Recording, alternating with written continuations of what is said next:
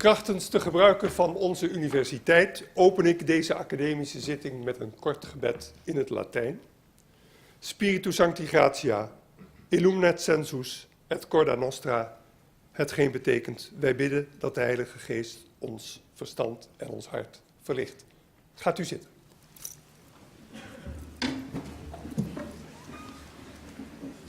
Dames en heren, van harte welkom aan onze universiteit voor deze academische zitting, waarin professor Fasolino haar uittreerede zal uitspreken. Het is altijd mooi, maar ook een beetje droevig als iemand afscheid neemt. Maar vandaag overheerst vooral de vreugde over alles wat tot stand is gebracht en dat er nog een mooie toekomst mag zijn, natuurlijk. Voor degene die niet zo goed weet wie professor Fasolino is, een hele korte opsomming van een paar kleine feiten uit haar loopbaan. In Rome geboren, in 1978 afgestudeerd, faculteit Natuurkunde, Universiteit van Rome. Daarna een vervolgopleiding aan de International School of Advanced Studies in Trieste vanaf 78 tot 82. Daarna is zij naar Stuttgart gegaan om aan het Max Planck Festkörperforschungsinstituut haar postdoctorale opleiding te vervolgen. En na een associate professorship aan de Universiteit van Modena is zij in 1996 in Nijmegen geland. En die landing is heel goed geweest. Zij heeft daar haar echtgenoot, professor Jan Kees Maan, ontmoet. Tenminste, ik neem aan dat dat hier gebeurd is, dat weet ik trouwens niet. Die details volgen nog wel. Eerst hier aangesteld als universitair hoofddocent en in 2007 benoemd tot hoogleraar. Sinds 2003 ook deeltijdhoogleraar aan de Universiteit van Amsterdam. Zij heeft een indrukwekkende loopbaan achter de rug op de terreinen van wetenschappelijk onderzoek, onderwijs en bestuur. Ze heeft diverse grants weten te verkrijgen. En het beste bewijs van haar prestaties is het feit dat vandaag de burgemeester op bezoek was en die namens de koning haar de onderscheiding Ridder in de Nederlandse Leeuw heeft opgespeld. Een applaus.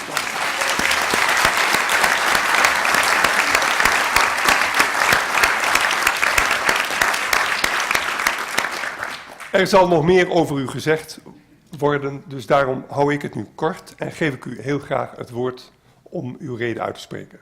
Dank u wel. So, honored rector and college van bestuur, dear friends and colleagues, thank you all so much for being here. It is a very special day for me that closes a long period of my life, and your presence is the most wonderful gift. It is now more than 40 years since I started studying physics at the University of Rome. And since then, I've always worked in an academic environment. I feel that in this long period, I've taken part in several important changes in the society that have been really triggered by the discoveries done in my field. Think of fast electronics and informatization, miniaturization of devices, smartphones, new lighting, new materials. So it is with a certain pride that I look back and with expectations that I look forward. I've been lucky to have a job where I could feel part of a greater community and give a tiny contribution to the progress of human knowledge and to applications to real problems of everyday life. Besides being a researcher, I've also been a teacher, and I've always done my best to give the students not only notions, but also to involve them and teach them to be open and to understand that we know a lot, but there is a lot more to know. Modern educational approaches suggest to gauge the level of the class and then keep their attention by asking questions. And this is why I want to pose you a simple question, where you can just raise a hand if the answer is yes, and please be honest. Did you immediately think of Bob Dylan when you read the title of this speech? I see.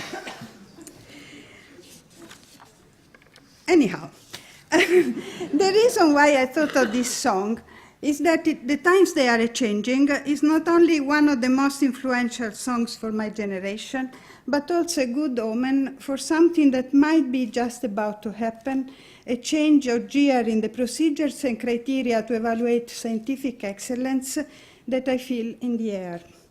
And moreover, and possibly the times they are changing also for the role of women and minorities in science. And moreover, talking of Bob Dylan, I can also talk about the Nobel Prize, which everybody but me seems to love. So with this, I've touched all the topics I want to talk about today, topics I've given a great deal of thought, particularly since I decided to retire, and that I write down to give you a guideline. So, a bit of physics, backward and forward, research as collective rather than individual endeavor, evaluation of researchers from the H index to the A index, women in science and gender and diversity at the science faculty, and I will finish with thanks. Let's start with physics. Sorry. Physics studies the rule that governs the behavior of everything in the universe, inert and living matter, but also waves like sound and light, just everything. What can be more important and beautiful than this? This generality connects all fields of physics, an important and quite unique aspect being that every finding has to be compatible with all the rest we already know and should be valid everywhere, from the stars to the nucleus of an atom. Still, most of the times, general laws do not tell us what will happen in a particular situation where many aspects or many laws act at the same time. This is why, after a general part that every bachelor in physics knows, several fields of interest have developed. I've always worked in what is called the physics of the solid state, or more generally, the physics of condensed matter. I've had the luck of working on 3 topics that have each represented the major revolution: surface science, artificial semiconductor heterostructures, and graphene, and I want to tell you a bit about them. Before I start, however, I want to say that I've always worked with wonderful people. On each collaboration, I could talk for hours about all the nice moments and the frustrating ones, the work and the parties, all the friends I've made, all the colleagues I've got to know even if we were not working together, all the students I've had the honor of guiding. For me, the best part of my working life, but it is not the occasion to talk about that. So back to solid state physics. As you know, a solid is something that keeps its shape, not like a liquid or a gas that takes the shape of the container. The most important solids are those with a crystalline structure, where atoms are regularly placed at periodically repeating positions. Sometimes the regularity of the arrangement is so perfect that we can recognize the type of lattice by looking at a macroscopic crystal.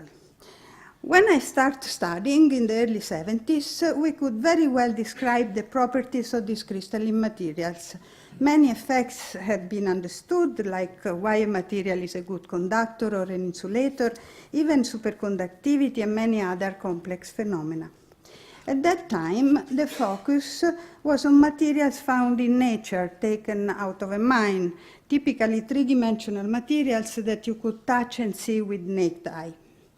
The main approximation used to understand how materials behave and what you can use them for was based on the assumption that a crystal is infinite.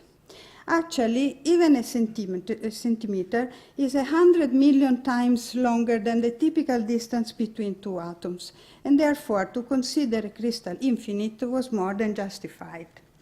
But just when I was finishing the university, a completely new direction was starting.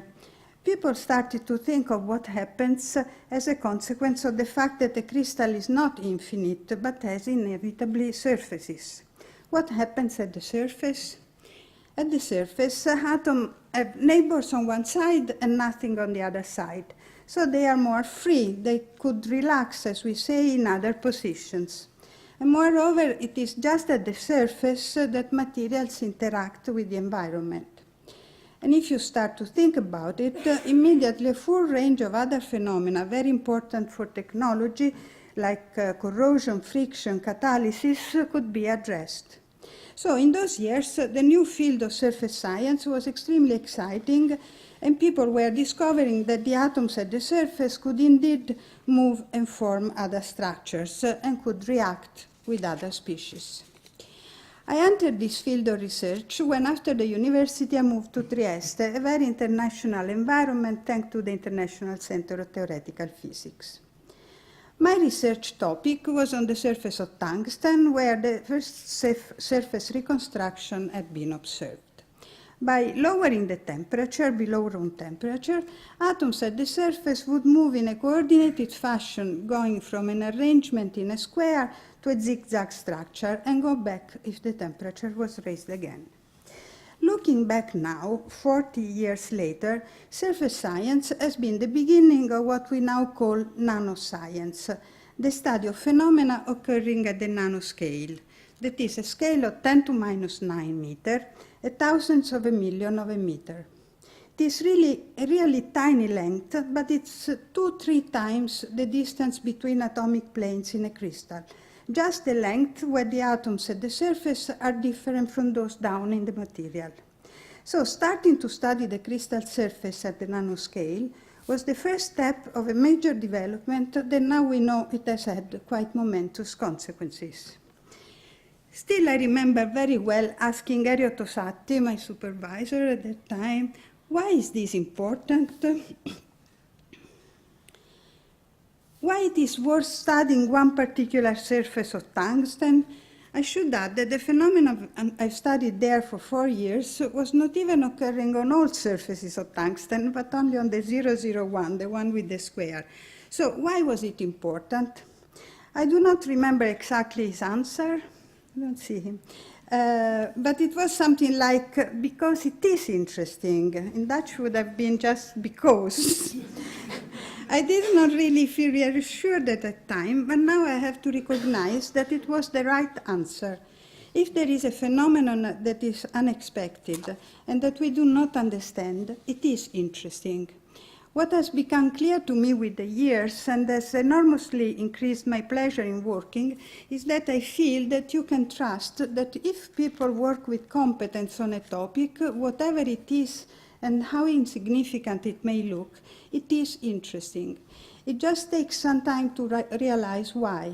And even sometimes topics that get abandoned because they do not hold their promises leave a positive effect, because we know that this approach does not work, but maybe some techniques have been developed in the process, or because we now know that it might work if only some other aspects were more favorable. Unfortunately for physics, the time needed to go from an idea to a useful application is so long that the general public has long forgotten that it all started with fundamental physics. The most useful findings of physics have started just from a curiosity, something that might be interesting and that after a while starts gathering a community of researchers that find it worth studying. Typically, at least 20 years are needed to tell where that idea, often together with others, have led. Without that germ of idea, without all that possibly useless work, we would not have the cell phone, advanced diagnostics, solar cell, MRI scanners, you name it. After Trieste, I went to I take it back. I went as a postdoc to Ole Andersen's Abteilung at the Max Planck Institute in Stuttgart to work with Massimo Altarelli, and I got involved in a new field that was booming in those years, the study of semiconductor heterostructures. These materials were a true new step forward. Coming also from the progress of surface science, people started to think that we should not be content with what nature offers, but which could create materials at will with desired properties. The first artificial material were semiconductor heterostructures, where by a very complicated machine, atoms were deposited one by one on the surface of a substrate material, making thin layers of different materials, one on top of the other. The idea is simple, but the realization of these new artificial materials, artificial layered structures, required a huge amount of work in many laboratories worldwide.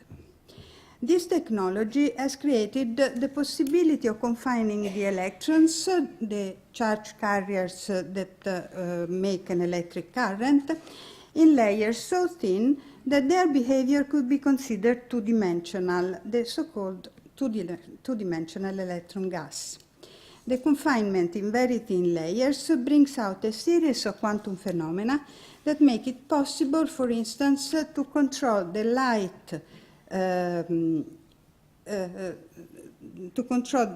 light emitted by this crystal by varying the thickness of the layers. You may now find it normal to have panels at the bus stop indicating the time of arrival in red lights, but this is only possible thanks to this development.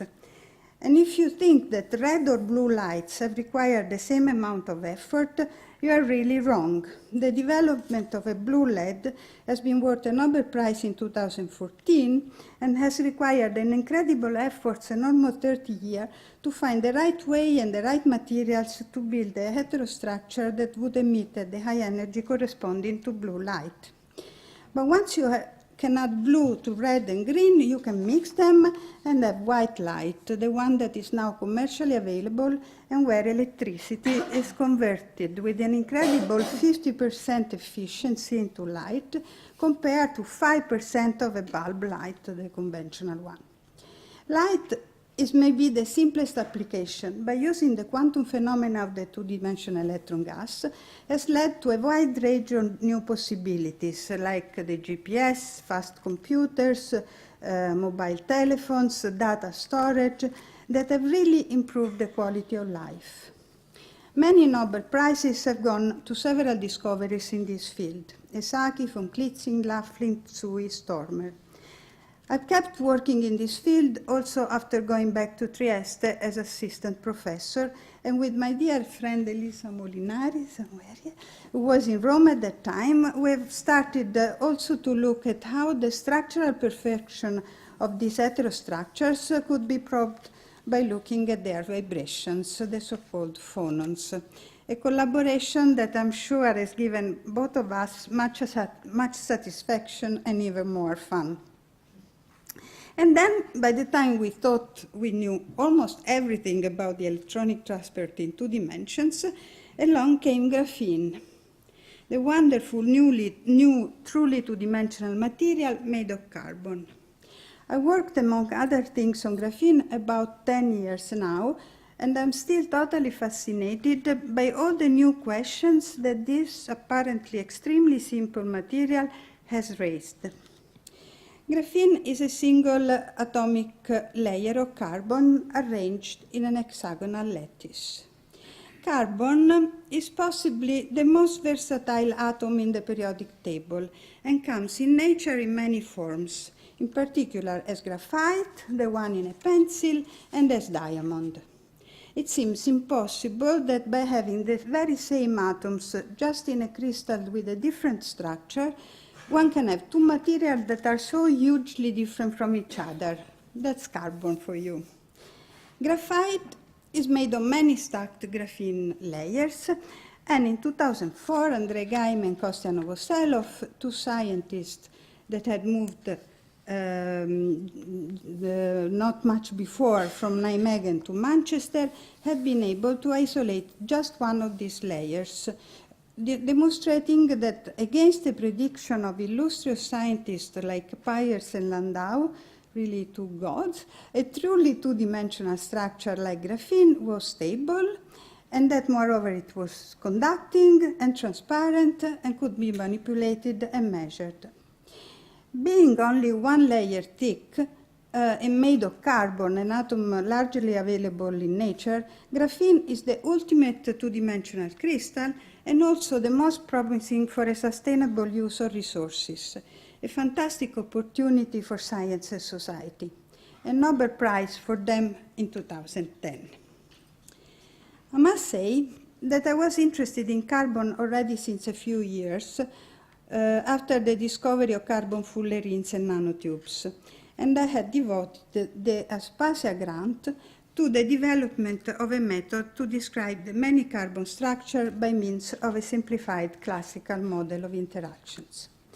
Principally thanks to Jan Loss, my first postdoc and my co-worker of a lifetime in many different topics, we had managed to make a reliable model that could describe all phases of carbon. So when graphene appeared on the scene, we were just ready. However, I was hesitating to jump on this topic that had immediately attracted a huge amount of attention with a spectacular raise of the number of papers on the subject.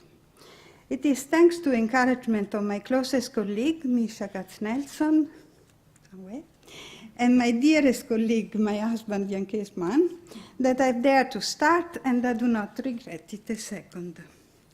Yet I have to restrain myself because the temptation is strong to tell you more about why graphene is so intrinsically new and why it is so challenging to reconcile it with all the well-established concepts of solid-state physics. As I said, in physics, every new insight has to be compatible with all we already know. And more than once, graphene has challenged us to think that there was something wrong with our previous reasonings and the rules we thought were true for all solids. One intrinsically new aspect concerned the electronic properties that I leave to Misha Katznelson, the Klein tunneling that has made him even more famous than he was, but not less new are the structural properties that are the main focus of my research. Let me tell you just a little bit. So graphene is a single layer, a truly two-dimensional crystal embedded in our three-dimensional space. It is more than a surface because now there are no other atoms on both sides, and the freedom to move around and become wavy or rippled, as we call it, is almost unlimited. Almost. The only thing that opposes the rippling of this layer away from a flat configuration is the fact that each atom is bound to other three in the plane, and that to move away from a flat structure stretches these bonds, a process which comes at a price. So there is a subtle competition between the possibility of making long waves in the structure and the cost of stretching the bonds from their ideal length in the flat layer. The result of this competition are extraordinary. Not only graphene becomes stable at finite temperature, which would not be were it flat, but the large out-of-plane fluctuations make that all the elastic properties are not anymore fixed like for all three-dimensional crystals, but become strongly dependent on the size of the layers, displaying what we call a scaling behavior. After 10 years from our first paper on this topic, my most cited one, the predictions we have made in these years start to be verified experimentally, a big satisfaction. I'm convinced that with 10 more years or less, graphene will bring its fruits for who knows which new devices and applications. What is already evident is its importance for the reduction of friction between two objects sliding on each other, a very important technological problem. Sliding friction is another of my favorite topics since I started to work on it when I moved to Nijmegen, because it was a perfect bridge between my surface science and the incommensurate structures with which the late and much missed Ted Jansen and Aloisio Janner had made the Nijmegen internationally known. And it was nice that Hubert Knops got also interested in the topic. In the last years, I've been involved not only scientifically, but also as grant holder, scientific representative, and gender balance coordinator in a huge collaboration on friction at the nanoscale within the MP 1303 European Cost Project with about 200 people. That has been an extraordinary and beautiful experience, thanks to all the participants, but in particular to the chairman, Nicola Manini, and also to Hein Forsmar and Inge Nettekove for the administration. So far with physics. Bye-bye, my friend. Over to my second topic. Is science a collective or an individual endeavor? It is customary to refer to a scientific result by singling out a name, from Galileo to Einstein, in the last century, typically by a name of a Nobel Prize winner. If Bob Dylan had not written The Times They Are A-Changing and brought poetry into popular songs, nobody would have chosen exactly the same words. Nobody else would have had this strange voice that went straight to your heart and invaded your mind. I do not know if this is worth a Nobel Prize. I just know that when it was announced, I felt really happy. When the Nobel Prize in Physics is announced, I do not see much joy around me. For every happy laureate, there are always many others that think that they would have deserved it as well, that the discovery was also their merit, the personal interest in success or just in recognition, obscuring the satisfaction of having contributed to an important topic. The thing is that had another one been first, and many times it is really a close call, the results would have been exactly the same. A scientific result is a scientific result and does not depend on who has got it. It's not like a song. Had those people collaborated and exchanged results, that very discovery would have probably come earlier. Whereas just when you feel you are close to a Nobel Prize worth discovery, people tend to stand back and not share his, or rarely her, ideas with other people. I believe that trying to identify the key person for a discovery does not serve science, because all breakthrough and progress in science is a cooperative effort. The Nobel Prizes for the semiconductor heterostructures would have not been possible without the hard work of the many people that grew these structures that display such wonderful properties, testing day after day the procedure to make them perfect and reproducible. During the Second World War, a gigantic effort, the Manhattan Project, bringing together hundreds of thousands of scientists, arrived at an incredibly fast pace to the development of nuclear weapons. Is not collaboration the best way to achieve a goal? Should not this attitude be just in times of peace as in war? And still, nowadays, society, the politicians, and the funding agencies are more and more looking for individual heroes. If till the 90s to have a project approved one had to put up a collaboration, in the last decades more and more personal grants have appeared. Think of the Veni Vidi Vici scheme that now governs the career of scientists in the Netherlands, and similar grants at European level. These are big grants lasting several years, given to a single person, if this person claims that only by giving this money to him or her the project would be done. Are we really stimulating progress in science in this way, or just launching the career of a few? Why acknowledging help or collaboration to reach a goal is something detrimental for the advancement of science? It is clear to all now that this is a game you just have to learn to play with well-chosen statements to go with your project. I certainly don't want to say that the people who get these grants do not deserve them, the contrary, But how many that would also deserve them, but do not know how to play this game, or even worse, do not want to play this game, are excluded? I'm really not sure that this is the best way to advance our knowledge. Even more so if we consider that these grants are paid by the reduction of the structural means for academic institutions. As a member of different review panels that judge these projects and have to rank them, I've seen a growing perplexity and doubt in the evaluation commission when you see a project that initially seems to be a rare pearl until you realize that it looks very much like one presented the year before by another person with the same claims of having been the main actor of the achieved previous goals. In my youth, scientists were known to be brilliant, but shy and a bit clumsy in dealing with the world and in praising their work. Now you need to put up a good act, be self-secure and at the edge of arrogance to have a chance. Nothing wrong with a good act and a well-thought presentation, but is humbleness really a defect? Is this the way to choose the best people for science as well as to take care of the educations of the young and to keep running the educational institutions which are crucial for a healthy society? It will not surprise you that my answer to this question is a strong no.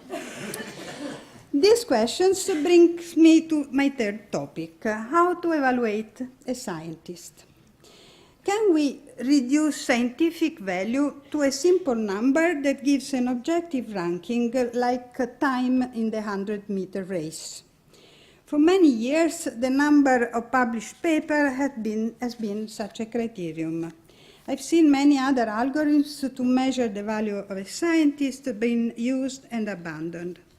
Now that all the published papers and all citations are easy to search and count, the H-index, an index proposed in 2005 by Hirsch, has been recognized as a useful indicator and is now currently used to gauge a scientist.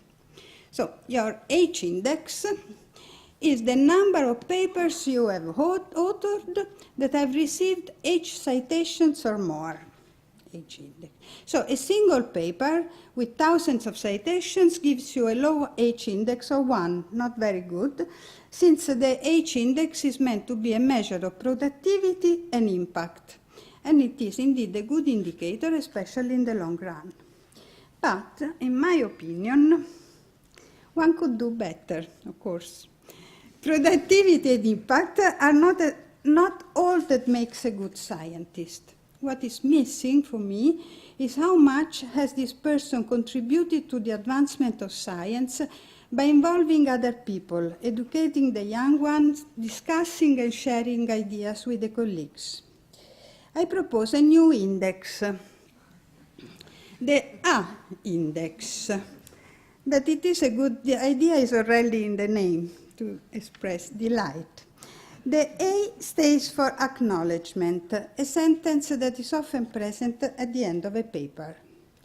In the A-index, the H-index is supplemented by the A component, the number of times your help, suggestions, discussions, critical reading has been acknowledged in papers by others.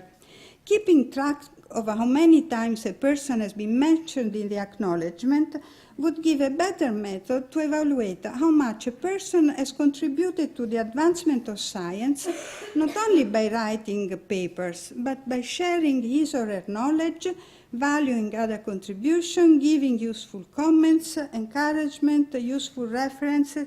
In short, and this is my most important sentence, seeing the progress of others as an asset to be pursued just with the same enthusiasm as their own. Not often, but sometimes I wish I were more influential, that I had thousands of followers on Twitter or something like that, because I'm sure that this is a good idea. And I really hope that somebody, journal editors, funding energies, pick up this suggestion. Of course, the fact that A is also the initial of my name is a total coincidence. Okay, and now time for my second and last question for you. Again, raise a hand if you know the answer. What does this glass work of art represent? 2, 3, 4, 5. The back, the back.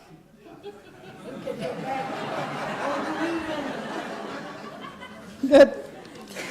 Okay. Yes, indeed. It is a glass ceiling, and most importantly, it is a broken glass ceiling.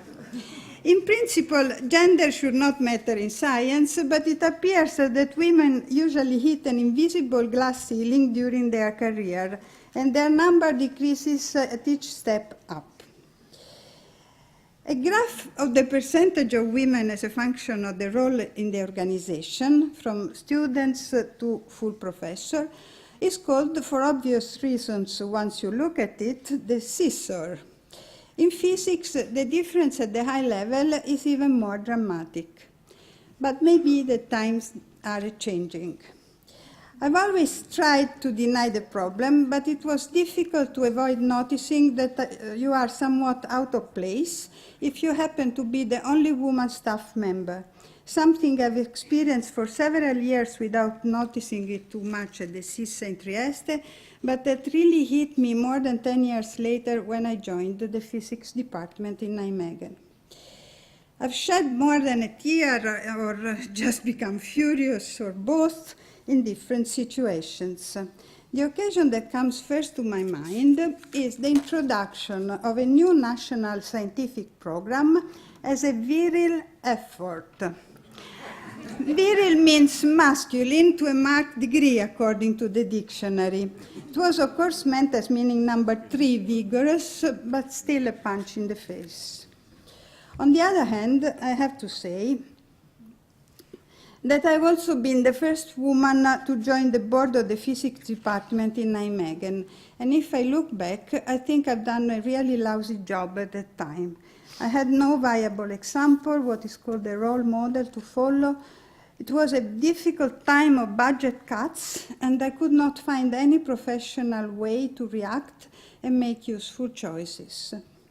Apart from one case of which I'm still proud, to save money, every year the number of journals in the library collection was being reduced. So I made this plot. The number of journals in our collection per year. When one says a figure is worth 1,000 words, it was enough to show it to the director of the Central University Library, and 40,000 guilders appeared magically. Apart from this, luckily the board was made of 3 people, and we survived what the politics euphemistically called the efficiency budget cuts. That is, to do more with less. With some mentoring, I could probably have contributed already at that time at making some changes, but I was too lonely, not only a woman, but also very much still a foreigner, which is, by the way, the case for almost all female professors in exact sciences in the Netherlands. Things have improved with time. I've adapted, used the moment of relative isolation to study a lot and learn new things, and the organization has also changed. Maybe the efficiency budget cut had a positive effect after all. I have to thank Beren Smit and the FOM for becoming part-time professor at the University of Amsterdam. And later, the new Institute of Molecules and Materials, the arrival in Nijmegen of Misha Katz-Nelson, and the board of the university for becoming professor here about 10 years ago. Since then, I've been happy as a lark, not having to ask myself anymore the terrible question, do I belong here? I enjoyed every moment and aspect of my job, and I think I've done well, good science, nice papers, trained many wonderful students, given talks, and done my bit for the organization of the Institute and of teaching. And 2 years ago, I've been asked to do something to address the gender gap in our faculty. A previous commission had already studied the problem and formulated recommendations, but nothing had yet been done been actually done to realize them. The report was waiting in a drawer for somebody to pick it up and act, and they chose me. What a lucky coincidence. I've taken the occasion with both hands, the perfect task for my career stage, for my interest, and the final chance to rescue myself from my long past failure. I know that Stan Hillen, the dean at that time, was afraid that I would just start complaining about everything without doing anything useful, like Italians and me in particular typically do. But let's give it a go. I was asked to become gender coordinator, but instead I proposed to form a new gender and diversity committee with me as a chair. Forming this committee is the best thing I've done in my life. The committee is formed by more than 20 people, a member of the faculty board, 2 people per scientific institute of the faculty, teaching, communication, administration, students, and PhD, and several experts in gender issues from other faculties and university departments. I've become fond of all of them, an incredible group of people. We have found an extremely efficient way to work, discuss all together in the lunch break once per month, decide which actions to take, and form a small group of 5 people to take it from there to completion. With the initial support of Gea Ulzebos and later of a gender officer, the magical Claudia, I don't know what in no time we have realized all the recommendations and much more. The booklet with the report of the previous commission, this red one, has been presented to Vilma de Koning of the University Board in our first Gender and Diversity Day in 2016. The broad support in each department has created conditions also for the overwhelming success of the Mormon program of the university to recruit 2 new women staff members in our faculty. With 108 applications of excellent women scientists, it has become clear for everybody that talent does not know gender. And the most beautiful thing is that several of the candidates have been taken on other already existing positions. With the support of the Minister Bussemaker, another professor position for women has been created. Welcome and congratulations to all. The faculty is becoming a better place with what the experts call an inclusive culture. They tell me that inclusive means that you are not only invited to a party, but also invited to dance. Hopefully, in time, you will also succeed in creating more diversity beyond gender and international composition. Change the culture from the one-person show to an efficient and productive community. Since last month, the Gender and Diversity Commission has a new chair, Professor Laila Batina. The next Gender and Diversity Day will be the 20th of February and promises to be better and bigger than ever. All my best wishes to Laila and by now her Gender and Diversity Committee. And now my time is almost up and I still have so many people to thank. First of all, the board of the university for creating an environment where personal attention exists for all students and staff, in particular Vilma de Koning for her support. The faculty board, in particular our dean, Lutgard Buydens, that I've always admired, and Fritz van Drager for the precious support in the Gender and Diversity Committee. Misha Katz-Nelson for creating a big and strong group of theory of condensed matter, and even more for all the scientific and personal discussions. You are a star. All the people with whom I worked over the years, Jan in particular, but everyone has a special place in my heart. And all the woman physics friends I know since young, starting with Anna Maria, and all those come by with the years, many present today. A group that is growing and even extending to other sciences, in particular to biology with Titi, a group where I do belong and they make me stronger and happier. But I also want to thank all the people with whom I've just chatted, exchanged ideas over physics, met at conferences, the ones that have given beautiful talks that have taught me something and opened my mind, for which I should like to increase their A index. I have also met many interesting and good people in many commissions, locally at the FOM and worldwide. In particular, I want to thank Peter Christianen, I don't know, the director of the Educational Institute of Mathematics and Physics, for his trust despite my sometimes unorthodox way of being on the board. And also thanks to Ben Souvigné for solving every problem with mathematics and mathematicians, and Guido Svart for his steady presence. Peter, together with Elisa and Misha, has also organized the wonderful symposium of this morning. That was really fantastic. I want also to thank the Computer and Communications ACE, the CNCZ, my favorite department, for making our faculty a paradise for a computational physicist. A very special thank goes to all the bachelor, master, and PhD students for the most rewarding part of my life. Thank you all for sharing with me your youth, enthusiasm, and security, for letting me see you grow from almost children to wonderful adults. Lastly, a personal thank to my Club of Working Women, Sir Optimist International, for making me feel welcome and supported from when I came to the Netherlands up to this day. Strong, intelligent women committed to the improvement of the conditions for women and children worldwide.